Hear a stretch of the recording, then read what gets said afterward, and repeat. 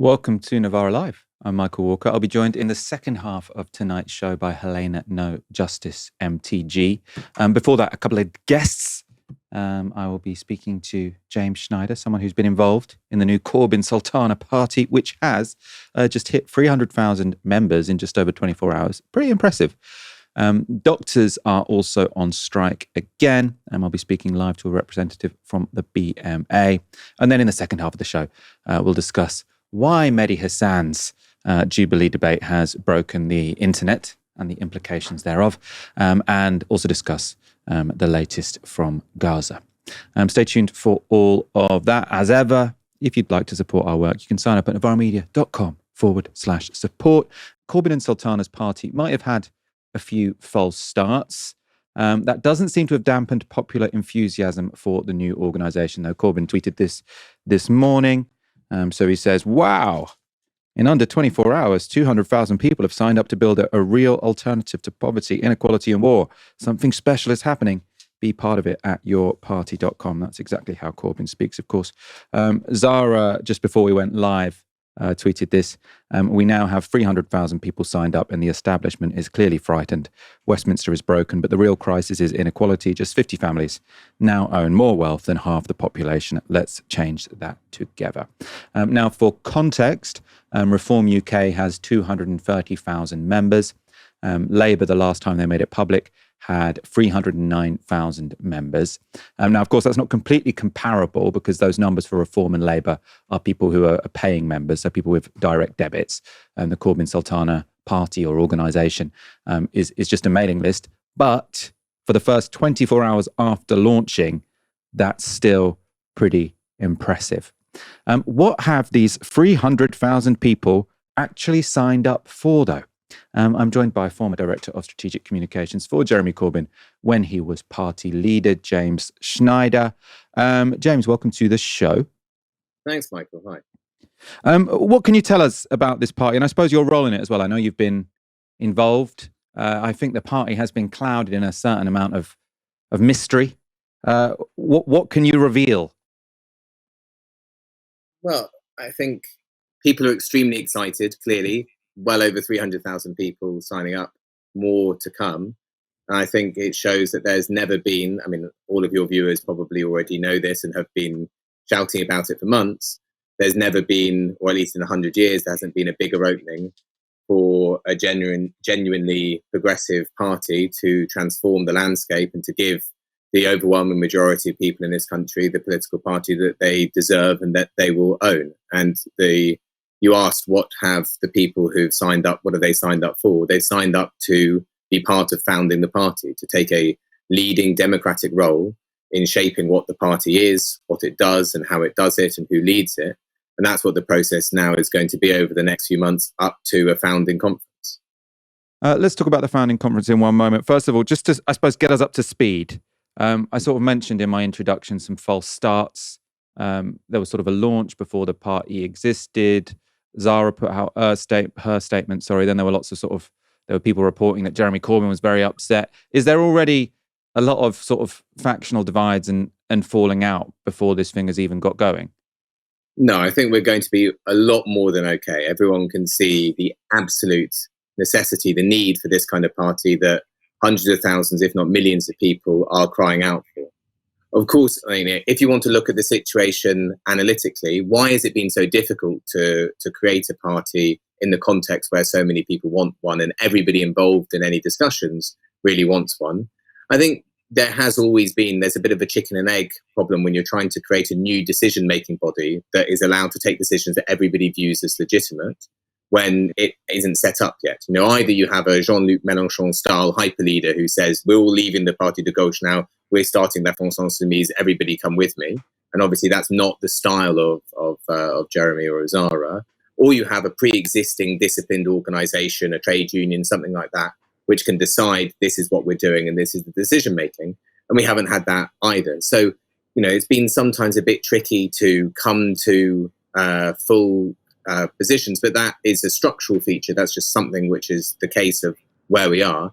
And I think now, as we rush forward to having a sovereign conference, a democratic party that's owned by its members, those, basically birthing issues, which are pretty small fry and sometimes a bit overhyped, aren't going to be a problem at all, because people are absolutely focused. You've got in Jeremy Corbyn and Zara Sultana, two people with absolutely phenomenal politics, also with them the four other independent MPs and huge numbers of people around the country who are, very, very serious people who are dead set on creating a party that is going to challenge the hoarded wealth and power of the tiny few in this country, the 50 families, as Zara said in her tweet. Yeah, I mean, I have absolutely no doubt there is a huge gap in the market for a Corbyn Sultana party, however it sort of comes to be.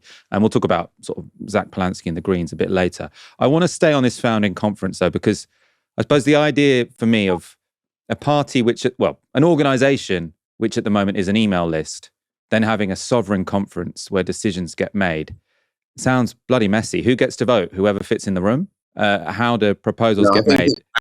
I think it very clearly needs to be all members with a hybrid function with fully online voting. I think that's the only way in which you can do it that will have the broadest level of legitimacy. Of course, the details of this are yet to be worked out. And to be clear, I'm not a spokesperson for the party. I've been involved in the discussions. I'm very supportive, and I'm trying to help. But so lots of things are still to be worked out. But what I see is likely to happen is a series of big regional meetings around the country, which are deliberative, where people are discussing the issues that will then get turned into propositions and options that a sovereign conference made up of all of its members can deliberate, decide, vote on, and then we move forward. But so again, because you said sovereign conference of all members, you think this is going to be online voting, right? Because there's a big difference, isn't there? Because if you go down the delegate route, you end up. Yeah, sorry, my view is it has to be fully. The only way you can do it is, we don't have any other structures are set up, and the number of people that want to join, that want to participate, that want this to be their party. There's a reason the website's called Your Party. We want it to be their party that they have ownership of. And huge numbers of those people are not in other organisations that would be part of it. So I think the very obvious thing is that you'd have to have fully online voting so that all members, all 300,000 plus people are given the option. Do you want to participate absolutely fully? Do you want to sign up? Do you want to become a member? Do you want to vote? And I think that should be open to everybody. Is it a shame that we don't have a leader like Jean-Luc Mélenchon? I see what you're saying. It's difficult to have, this decisive leader who's very persuasive, who can be combative in interviews, who can sort of saying, I'm starting the party. If you want to be with me, you can join it. I see what you're saying. Jeremy Corbyn's not that. But I suppose, is it a shame that he's not that? Because it is harder to think of examples where a sort of left populist party has succeeded, where it has been this more sort of amorphous, bottom-up thing. The sort of successful examples I think of have had this sort of hyper leader who is able to make decisions, be decisive, say, this is what I'm doing, you can join me if you want to. And I suppose the first sort of few weeks of this party haven't really given that, as it were. I don't know what your thoughts are on that. I suppose, we deal with the circumstances we find ourselves in, but some comment for you on that.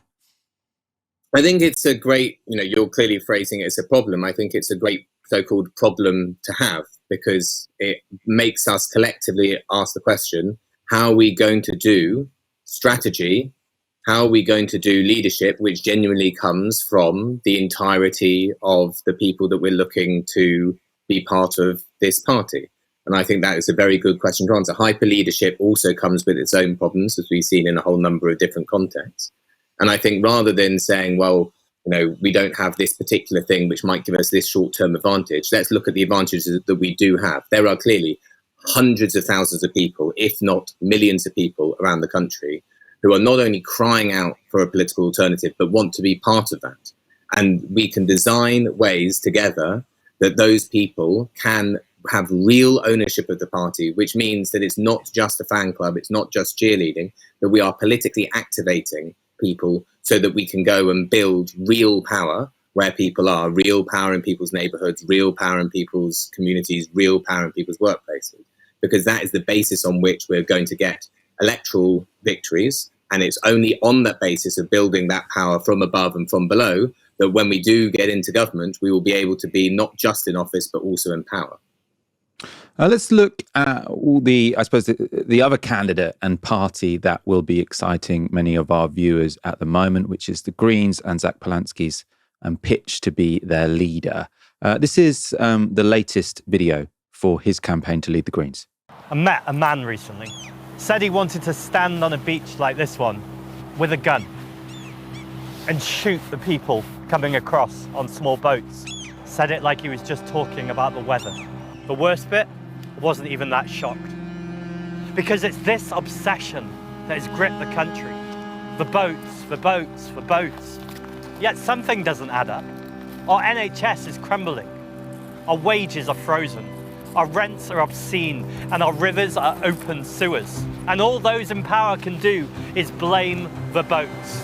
Labour repeats it like it's gospel, this idea that there's no money left. And then they stoke racist narratives about strangers destroying everything. Well, I call bullshit.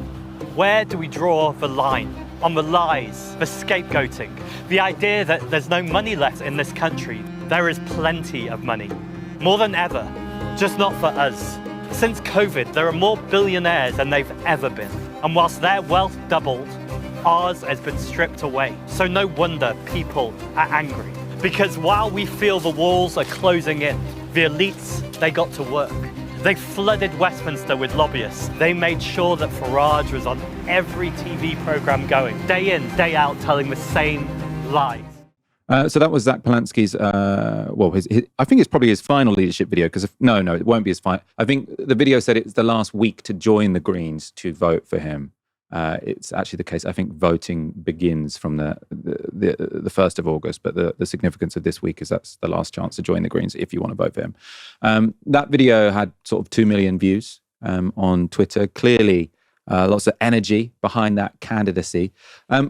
Why should people sign up to this new unnamed party instead of the Greens? The Greens already exist. There's already a candidate potentially with less baggage than Jeremy Corbyn. Why should people go for your party instead of the Green Party? So first thing to say is that is a great video, that Zach's run a fantastic campaign, and that we have to, I think, our new party and the Greens work together constructively, both in local council level and nationally. I think we should be looking to have a national electoral pact. I think that we should be looking to run joint open primaries in a whole number of seats, and possibly for mayoral campaigns as well. I think there's lots of exciting new politics style things that we can do together, and there are different parts of the country and different parts of the electorate that we'll be able to reach. I don't think you have to necessarily view this in a kind of old way either or. I do think objectively that the new party, if you look at the polling that has come out so far, has a broader appeal already before it has even launched than the Green Party does. So I hope, I wish Zach extremely well. I think he's run a very impressive, very energetic left populist campaign, and I salute him for that. And I really hope that we will be working together for many, many years to come to build a big, powerful, progressive pact, a progressive front, a bit like they have in France with the Nouveau Front Populaire. And I don't see it as an either-or situation at all. And I think, however this left bloc forms, if it's the Corbyn Sultana party or the Corbyn Sultana party plus the Greens, I think I have absolute confidence they can definitely get 15%, right? I think that's the floor, right? So you're basically working from there. And I suppose I want to know from you, because obviously if you get 15%, you might get a couple of MPs. Like you might give the election to Reform. I'm not saying don't make the party. I think it's a good idea. I think it's sort of needed. But that's the risk of getting 15%. What's your idea as to how you'd get from 15% to 30% to be sort of an actual contender as a party who can not just cause Labour some problems from the left, but I suppose replace Labour in the way that Reform has replaced the Conservatives? Do you have an idea about, I suppose, the discipline that would be required to achieve a feat like that? Yeah, I think there's a from above and a from below way of doing that. I think from above is to have very effective and irreverent and punchy kind of left populist politics, which clearly states who the enemy are and appeals to the majority of people in the country. I think that's perfectly plausible. We know, broadly speaking, how to do that. And also, it depends how that interfaces with what Labour are doing, and everything that Labour are doing is opening up more and more space for that. So I think, the kind of objective opening is there. That's from the above. And from below, I think the thing that we really need to be doing is, after 50 years of vicious counter-revolution that has stripped bare, working class life in this country, associational life, civic life, we have to build up existing and new institutions that put forward people's power. Trade unions, cooperatives, tenants' unions, community kitchens, all these types of things we need in huge number, and we need to pursue with density. We should be basing ourselves in neighbourhoods and communities where we can get the greatest density, which means that will eventually translate into seats in Parliament, where we can advance well beyond 15%, but importantly, not just 15% evenly spread. We can become the majority force in more than 30% and up of seats, and then have a real basis from which to go from being a large minority to the plurality. Should the Socialist Campaign Group hurry up and leave Labour and join this new force, or do you think it makes sense to sort of have leftists with their fingers in lots of pies, as it were? I think there will be some people who will and probably should stay in the Labour Party as a kind of just in case. But the question for them will always be, and is always, I think, the question that the Labour left should ask themselves is, are you the left of Labour, or are you the left in Labour? Are you engaging with all of the progressive forces outside of Parliament and outside of the Labour Party, and you're speaking in their for them and from their perspective within the Labour Party? Or are you simply saying the most left-wing thing that the leadership of the Labour Party will let you get away with? And there is great value, I think, to having in all sorts of institutions the left within that. But if there's just a kind of left flank of it, the most left it can be, then you're totally neutered. So then there's not much point to politics. Do we have a time scale for any of this? So in terms of, just so we can plan our shows, when's the conference going to be? When are you sort of imagining this all happening? When's it going to have a name? When's it going to have a leader? The conference will decide in the next few months. At some point in the autumn, I would imagine, we will have a conference which will take all of the major decisions that you need to fully found a party. And then we will have a party which will be able to, operate as a party, not only in all the traditional ways that we're used to as a party, but I hope also as a catalyst for building popular power in communities, in neighbourhoods, because that is fundamentally the source of long-term power. And any interest from trade unions yet? Do you think you could win over any from the Labour Party to join this new organisation? Lots of the trade unions seem pretty goddamn pissed off at Keir Starmer. Yeah, any of that is going to be a long-term process. Trade unions are big, structured organisations that have their own internal democratic processes, and all of those things take time. But there are mechanisms in every single union. There are mechanisms by which they can stop giving money to the Labour Party. They can disaffiliate from the Labour Party. They can begin giving money to other parties. They can affiliate to other parties. Their leadership can suggest their members engage with them. There can be political education programs with them. There's a whole range of things. And I think that work begins now to win over the largest base of democratic social power, democratic people's power in the country, which still rests in the trade unions. Schneider, always a pleasure to speak to you and have you on the show. I'll wait to see what happens next. Very exciting. Tremendous.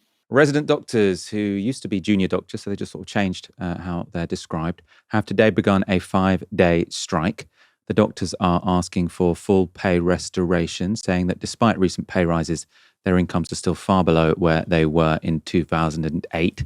They say the starting wage for a doctor is currently £18 per hour, and they want that to go up to £22 per hour. But the Health Secretary, Wes Streeting, has said the strikes aren't warranted. He posted this video to Twitter yesterday. These strikes are unnecessary. Unnecessary because resident doctors have already had a 28.9% pay increase since this government came to office. They've had the highest pay award of the entire public sector 2 years in a row.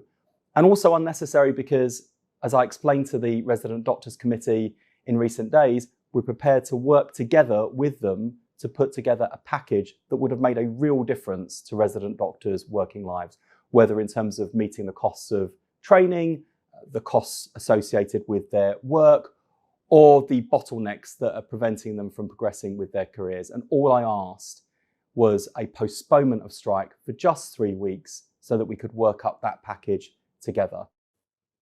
What Wes Streeting has been saying across sort of the TV programmes is that resident doctors were given a pay rise of 22% over 2 years last year when Labour first came into office. This year they've been offered a further 5.4%, which is higher than I think anyone else in the public sector. And Amal Rajan put that to the chair of the BMA Council, Tom Dolphin, on the BBC Today.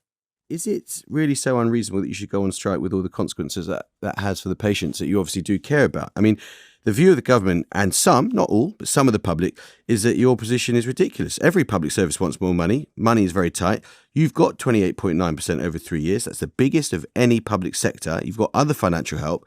Don't you need to get real about what's going to be possible? We want that journey that Wes Streeting talked about to continue.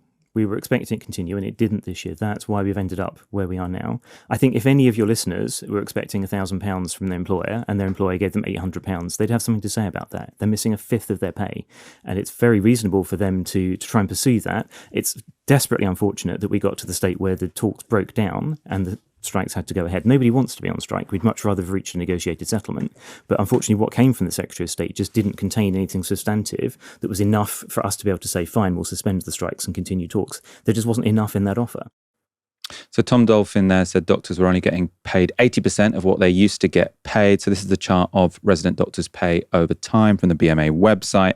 As you can see, you're looking at the change. It sort of falls precipitously from 2008, reaches a low in 2022 at 30% below what it was in 2008.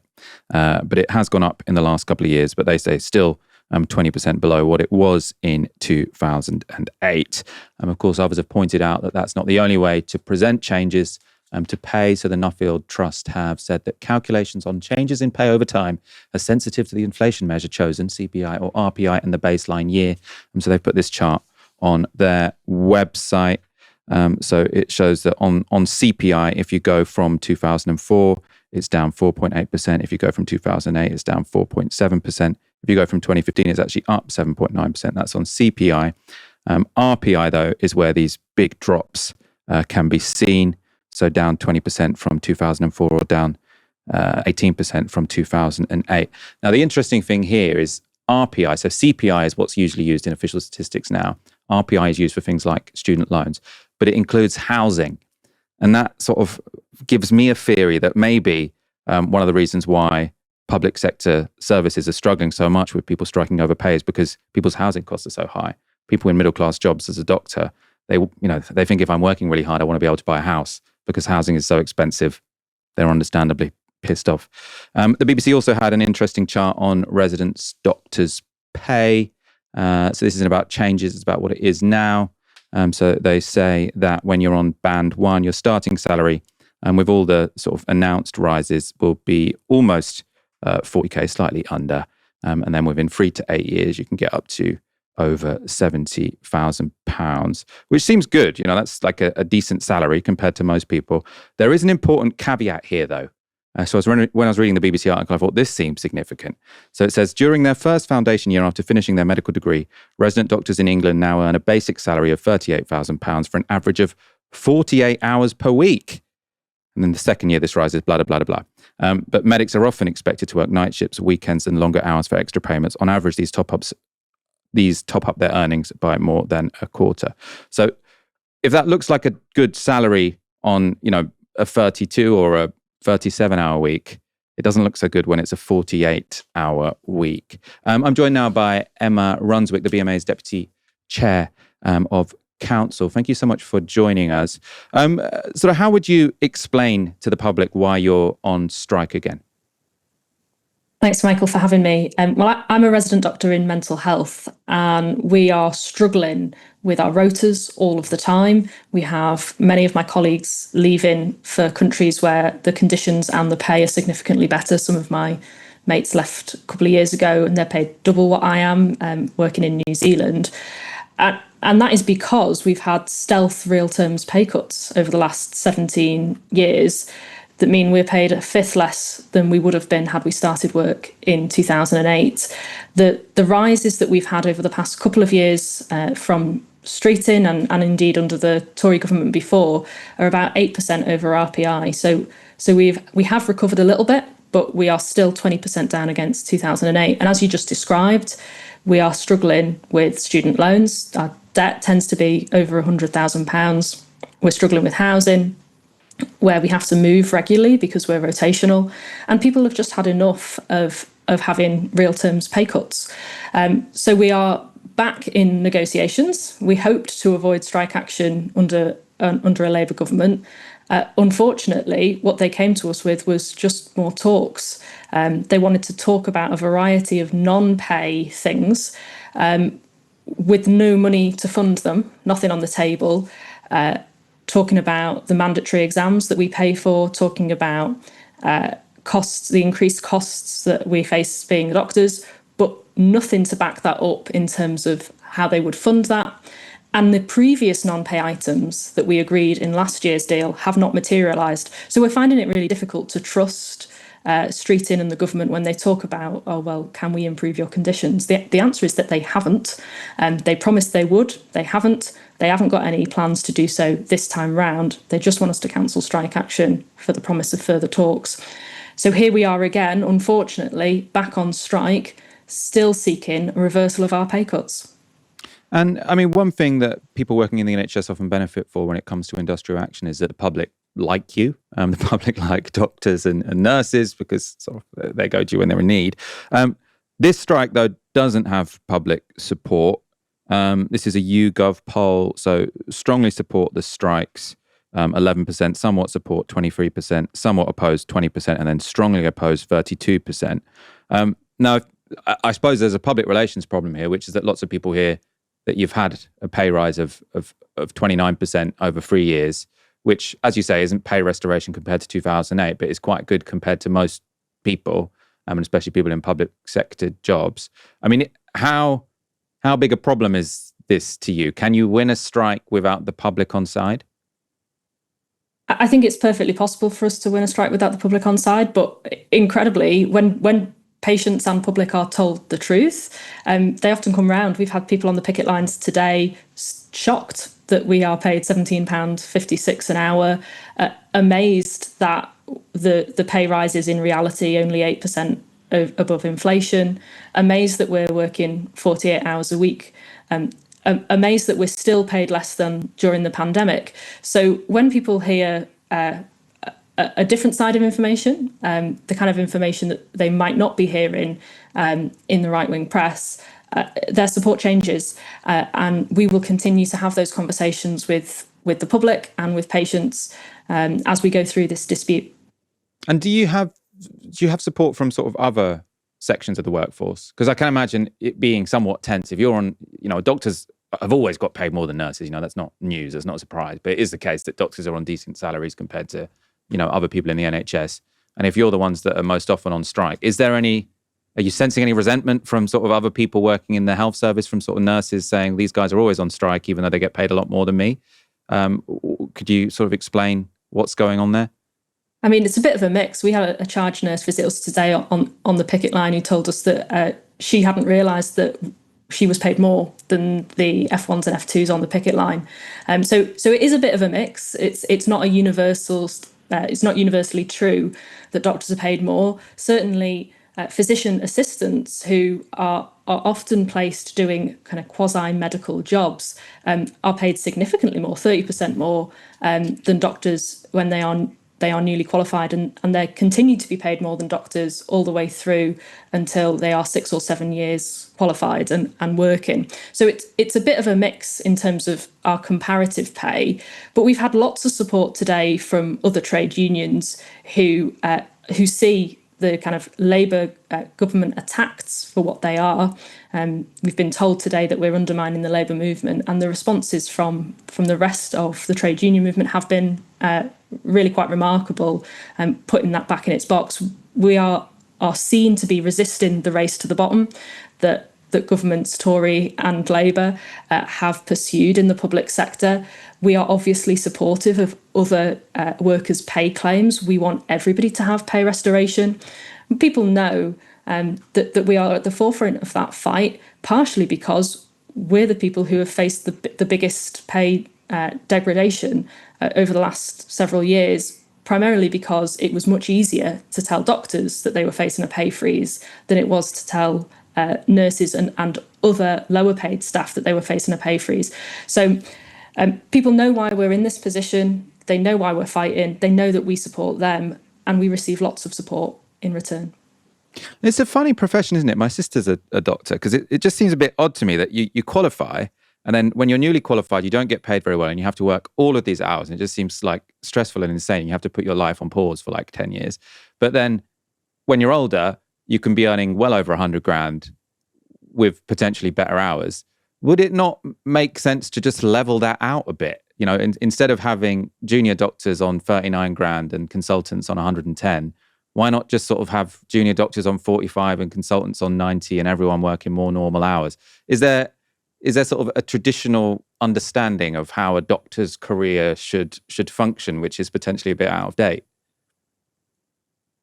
Well, there's a necessity to the way that we work in terms of the number of hours that we work, which is made necessary by poor workforce planning.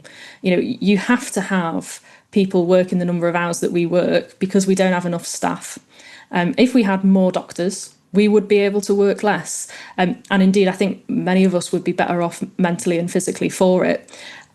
We also have to gain a number of hours in order to be trained into the expert senior doctors that this country needs, that the public and patients need. And when we get there, it's perfectly reasonable to be asked to be paid well. Consultants often have, the most odd and extreme decisions, skills to be making. They are the people doing your brain surgery at 3 a.m. in the morning. You want those people to be rested, to be skillful and to be paid well. And if you don't do that, then they leave. We've had a massive problem in Northern Ireland because you just cross the border and you get paid double in slantia care.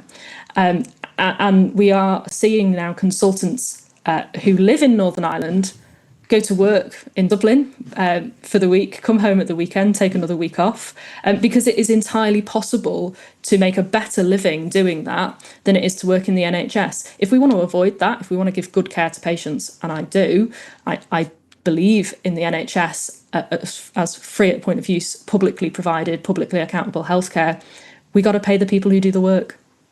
And I suppose we've got a new Labour government. Well, not new, it's been here a year.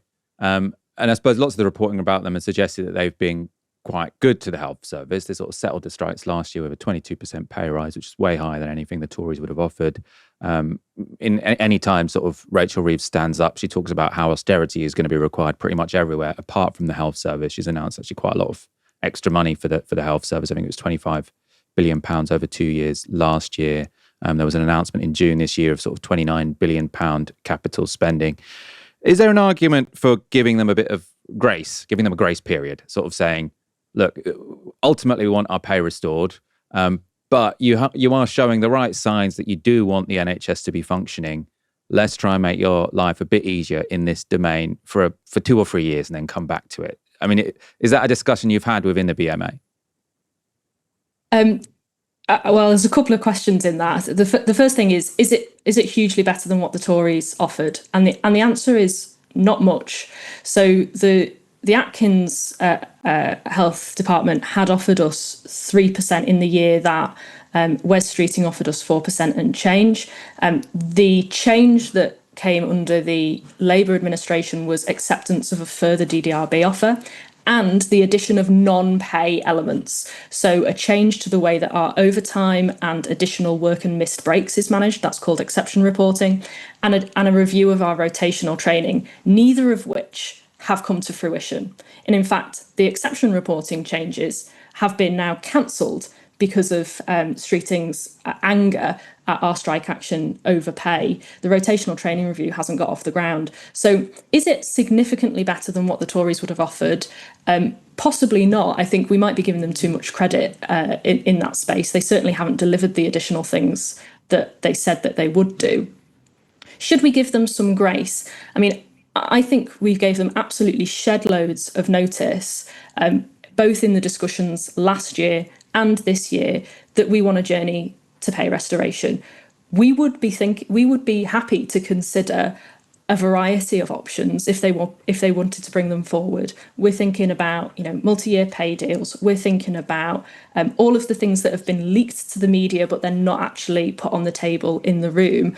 If he had brought suggestions around exams, student loans, the rotational training, etc., all of those things with money behind them, we probably would have still been in negotiations. We might not have reached a resolution, but we probably still would have been in negotiations. The fact that he cannot put anything substantial on the table is the reason that we are still here, still in dispute and still taking strike action.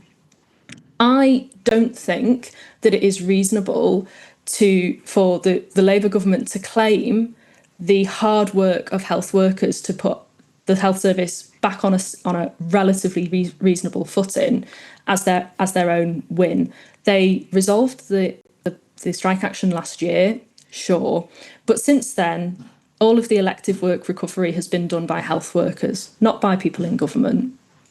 And I think if they want that to continue, they have to continue working with health workers, doctors and others, to improve our conditions, improve our pay, and make the NHS something we can be proud of again, that gives the care that we want to give to patients. Emma Runswick from the BMA, thank you so much for speaking to me this evening. Thanks, Michael. Almost a third of Gazans are not eating for days, the United Nations Food Aid Agency has today said. The World Food Programme also added that the crisis has reached, quote, new and astonishing levels of desperation. Meanwhile, the UNRWA chief has accused Israel of, quote, constructed and deliberate mass starvation. So what is the response of the UK, France and Germany? Well, you guessed it, another strongly worded letter. So this is from The Guardian. Update earlier today.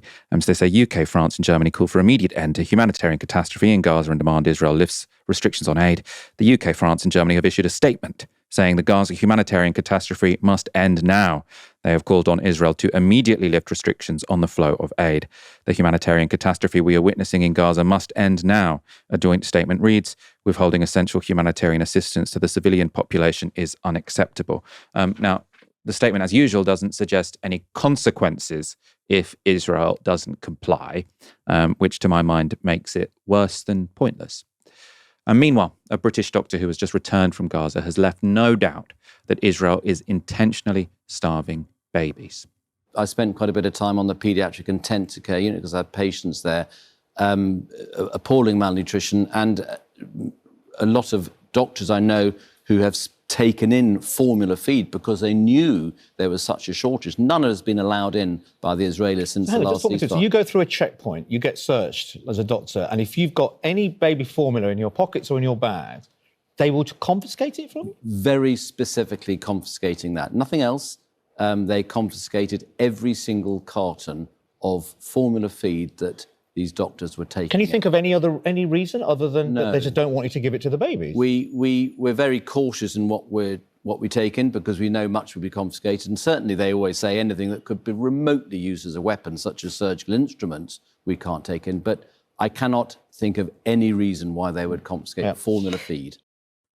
That's Nick Maynard, a very distinguished doctor. He's been on this show before. He's just come back from Gaza after his third time there since October the 7th. And saying there that Israel are specifically taking away baby formula. Doctors are taking baby formula to Gaza because they know that there are babies who are dying from malnutrition. And then you have Israeli guards who are specifically looking for baby formula to take from those doctors so that they can't give it to dying children. Right? There is no I mean, it's almost ridiculous to say, isn't it, that there's no security concern when it comes to baby formula. Like, why are we even in a position where one has to justify why you should be able to take baby formula into a region where there is a famine, right? But, I mean, you could see the shock on the host's face as well, right? They're taking baby formula from you. Nick Maynard went on to say this.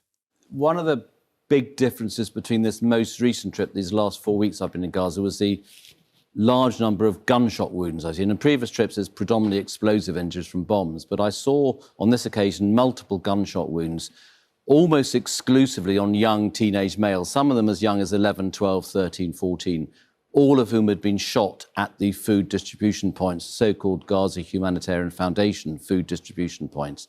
And the pattern of injuries, the stories I was getting from their families, from the patients, and indeed from Gazan healthcare workers who went to these food points to get food for themselves. In between, one anaesthetist used to go between operations to get food. But I saw terrible injuries to the abdomen and the chest, but there was a very clear pattern of injuries, a cluster of injuries to specific body parts on particular days. So one day, for example, we'd see patients coming in with gunshot wounds just to the head and neck.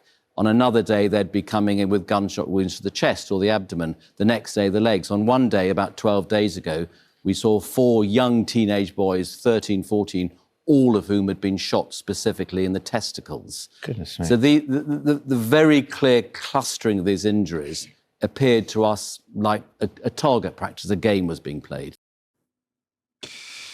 I mean, what can you possibly say? Each day, he's saying, as a doctor, the evidence he's getting is that the people at the food distribution points are deciding on a new body part, which they want to kill people via. And then on that day, you get a lot of people coming in who are shot in the head, or on a different day, shot in the testicles, on a different day, shot in the chest. I mean, we've said it before on this show, it's like Squid Games, but in real life. And again, if this is a game, I mean, you can imagine them laughing, can't you? That's how games work. You can imagine them cheering when they hit the target. Helena, I want to bring you in. Welcome to the show. I mean, it's difficult to get you to respond to those 2 clips as they're just so thoroughly depraved. I mean, I suppose I'll give you the option to respond to those clips or to the fact that Britain, Germany and France have released a strongly worded letter.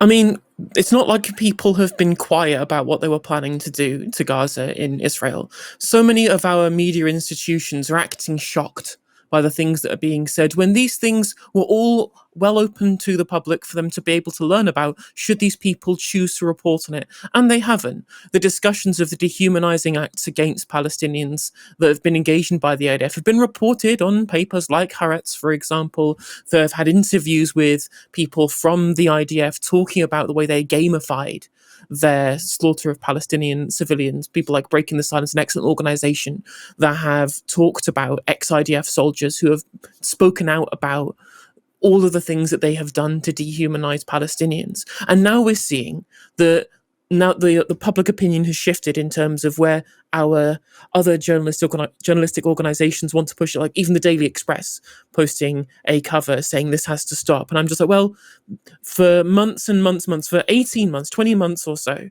there was kind of unilateral agreement from our press industry in this country that Israel had a right to defend itself. There was no genocide. And suddenly they've all immediately decided now they've gone too far, despite the fact that for the entirety of this conflict, we knew what was going to happen. They told us they wanted to do it. I literally saw a pretty famous Zionist influencer, who I won't name, explicitly endorse the rogue ISIS-affiliated gang that is the one actually stealing aid, run by Yasser Abu Shabab, and saying that these people should take over the Gaza Strip. The people who are literally attacking the aid convoys, right? These people aren't quiet about their desire to want to see this aid stopped and to leave the Gazans in such a state of famine as they're in.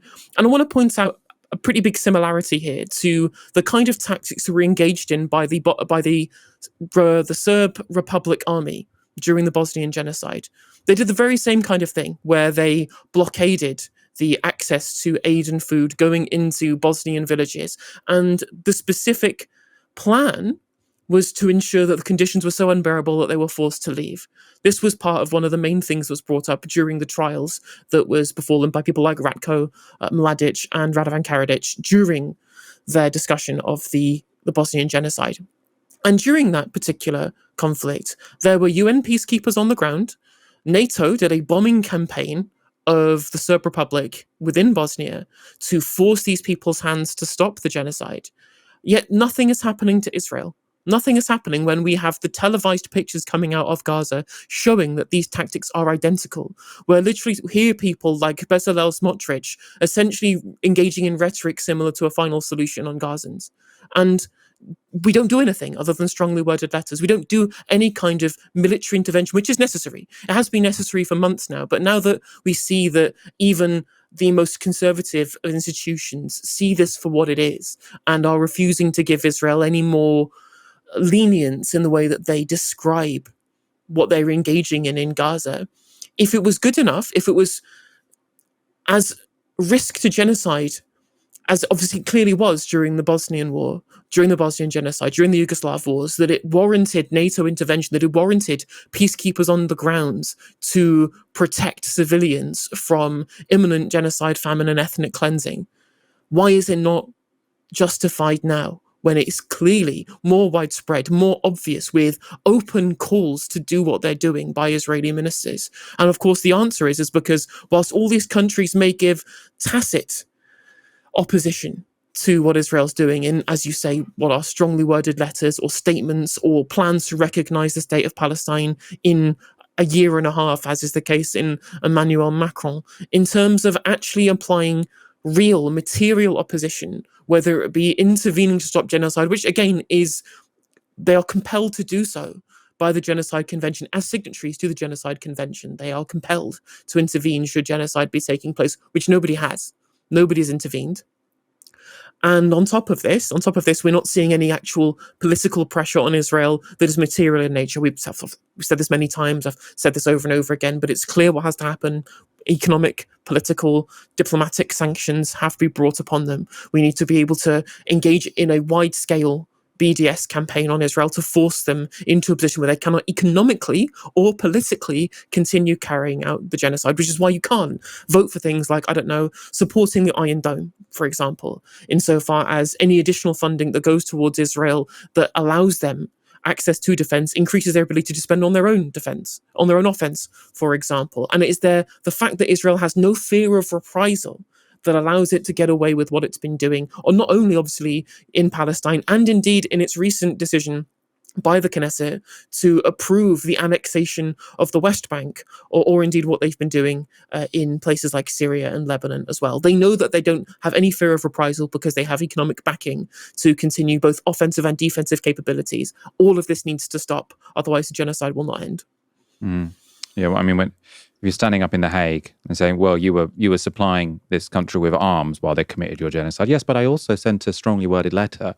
I don't think it's a defence they're going to look kindly on. Mehdi Hasan's Jubilee debate has gone absolutely viral this week. The video itself has over 7 million views on YouTube. There are a number of reaction videos with over 1 million views, and it's all anyone seems to be talking about on Twitter. In case any of you have been living under a rock, though, this is a taste of the format. Right? No, I'm not. You're leveraging in a position of emotion. My side of the aisle is trying to deport you. The only shutting down is being done by you. They're actually trying to genocide my entire race. So what are you talking about? What are you talking about? You're a white genocide guy? Are you kidding me? Wow. You know the fact you're I'm amazed that Jubilee find some of you guys. How do they find you? Do you see? Did they email you? Do you have Gmail? Why are you trying to oust me? So that's the format. I have to say, I've never managed to watch a whole one. They're over an hour long. And I find them quite unbearable. But that was Mehdi Hasan, circled by 20 people described by Jubilee debates as 20 far-right Republicans. They debated whether Trump is a pro-crime president, whether immigration benefits the United States.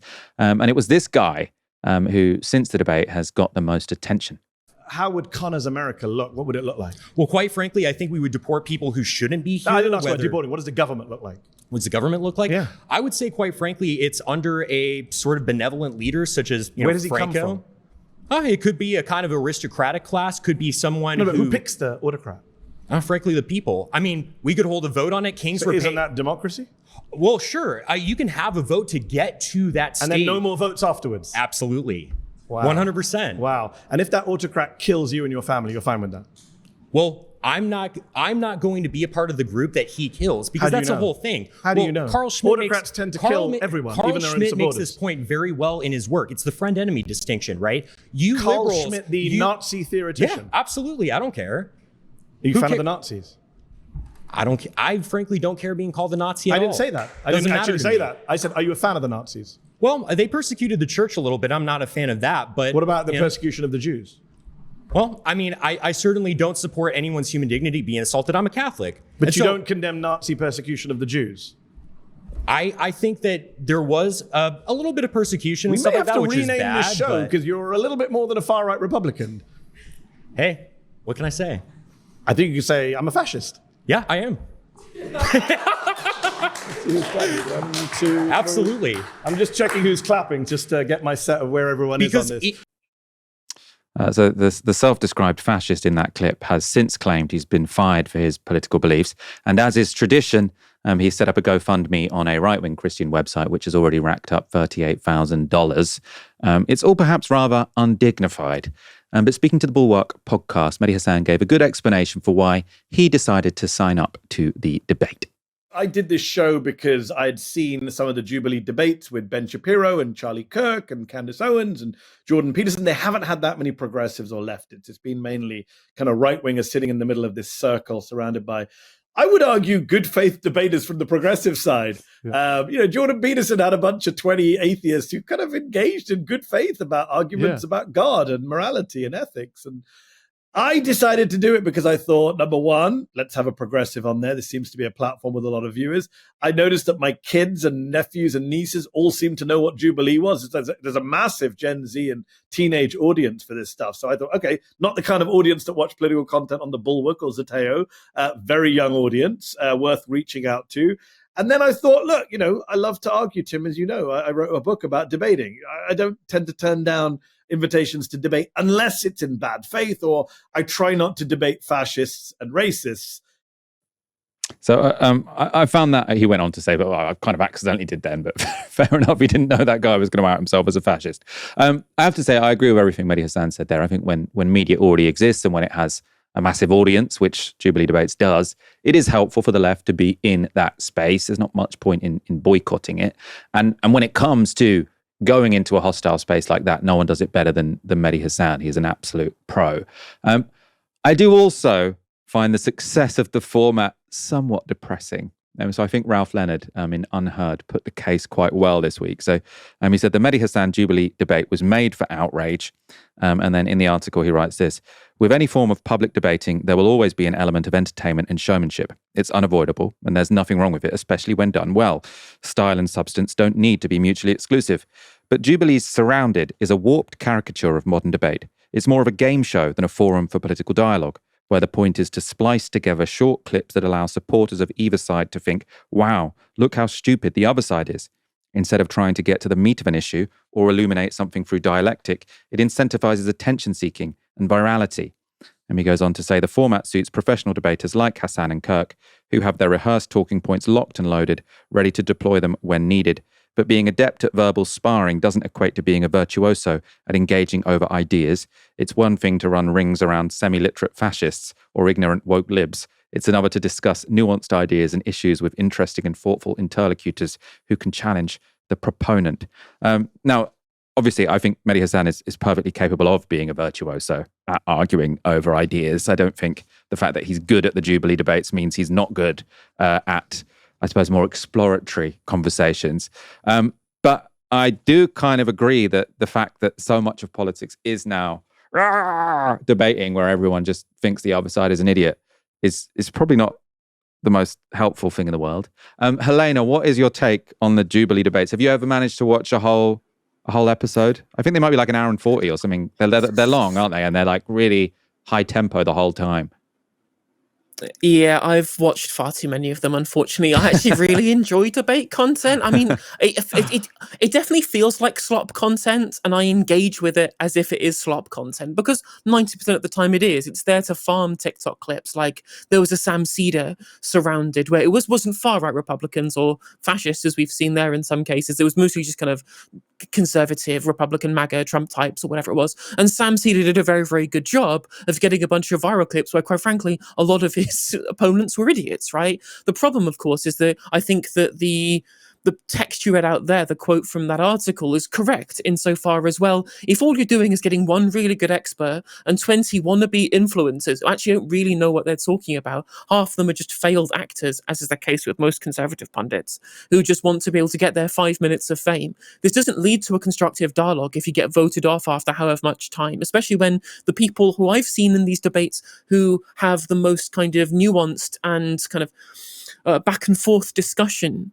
with the person in the center actually get voted off quicker. People want to see blood sports. They want to see it get angry. They want to see it be confrontational. They don't want it to be exploratory, as you say, which obviously demeans the whole point of the format. If, again, all it becomes is a match to see who can own the person the best on the internet, who can destroy them with facts and logic, rather than come to some kind of agreement. But of course, in a lot of these cases, the kind of people who they choose are so ignorant in loads of cases that there is no way of having a constructive debate. Like in the Sam Cedar one that I watched, there's literally someone there who thought government departments in the United States paid taxes, which of course they don't, because they're federal organizations. They are funded through taxation. That's the opposite. But of course, that's the kind of clips that Jubilee are looking to get. They have, as any other platform does, one singular interest in terms of what it does, and that is generate revenue. That's what it's there for. It's there to maximize clicks, maximize reach, maximize the ability to be able to get eyeballs on its content, because that's what generates the most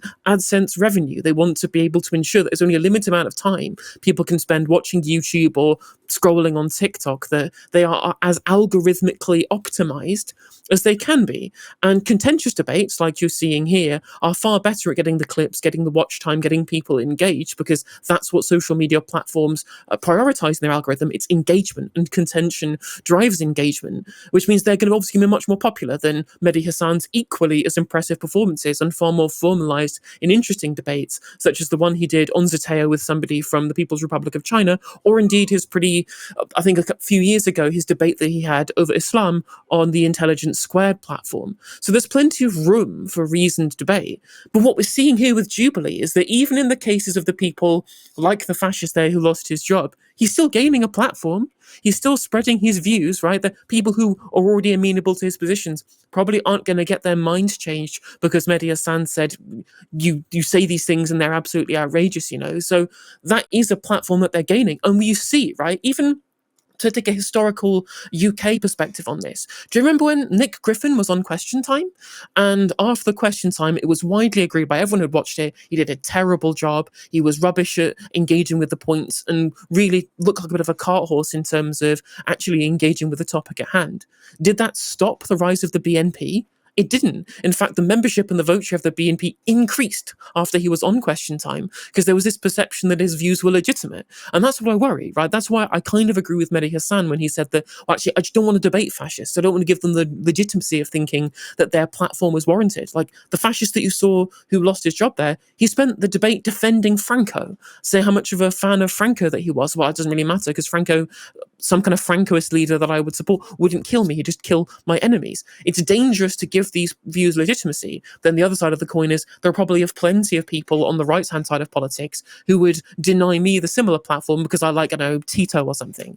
So there is some nuance to this discussion, and I'm interested to understand what your perspective is, Michael, on the risk of the platforming debate here with regards to like how extreme the views can get whilst actually delegitimizing rather than legitimizing those viewpoints. Yeah, I mean, I suppose I have less strong opinions on the platforming side of it. My worry is more like, I'm a bit of a technological determinist in a sense. So I feel sort of like political discourse is very much determined by the format in which people consume news. So obviously the development of the printing press was very important to the development of nation states and democracy, and then television to sort of mass democracy, as well as trade unions, of course. And then I worry that social media, YouTube, has increased polarization and made everyone just really angry at everyone else. And I suppose this is a constant dilemma I have because we have a YouTube channel. Our videos do better when we say X person destroyed Y person. It's a format that always really works. And obviously within the video, I always try and add some nuance, right? That's sort of like what I try and hope my role is. But yeah, I feel very concerned about our future with this as the dominant format of how people get information, which is all in people's, echo chamber or whatever, where the only time they hear an argument from the other side is to say that guy's fucking stupid. And it's completely mirrored on both sides. And I think it makes everyone hate everyone. What I would say is that obviously your point there, I think actually worth responding to, because I think we get this a lot in terms of the way in which we launch videos on the channel. People say, oh, I can't believe you're engaging in clickbait by using such and such slams this person. I'm like, well, the reality is that that's the nature of the platform, as you say. Your content can be as nuanced and as interesting, as well-informed as possible. But people don't click the thumbnail, nobody's engaging with it. And I think obviously where we differ is that on Novara Media, we do have nuanced viewpoints. We do expand on the facts. We do have at least somewhat of a balanced discussion of the reality of the situation, whereas the title, the thumbnail may be kind of clickbaity because that's the nature of the format, but at the very least when people do click on it, they do get good content. Because I receive the same kind of stuff on my channel as well, like you're just engaging in clickbait. Well, yeah, I am, but the content is what's important, and that's where Jubilee really falls down, because the content is also as sloppified as the titles and thumbnails. I think that makes sense. I can sleep I can sleep peacefully tonight, thanks to you, Helena. You've resolved my internal conflict. Thank you so much for joining me and for resolving all of my internal conflicts. Very much appreciated. Always a pleasure. Thank you, everyone, for tuning in. Come back next week for another live stream from 6 p.m. on Monday. Have a fantastic weekend. For now, you've been watching Novara Media. Good night.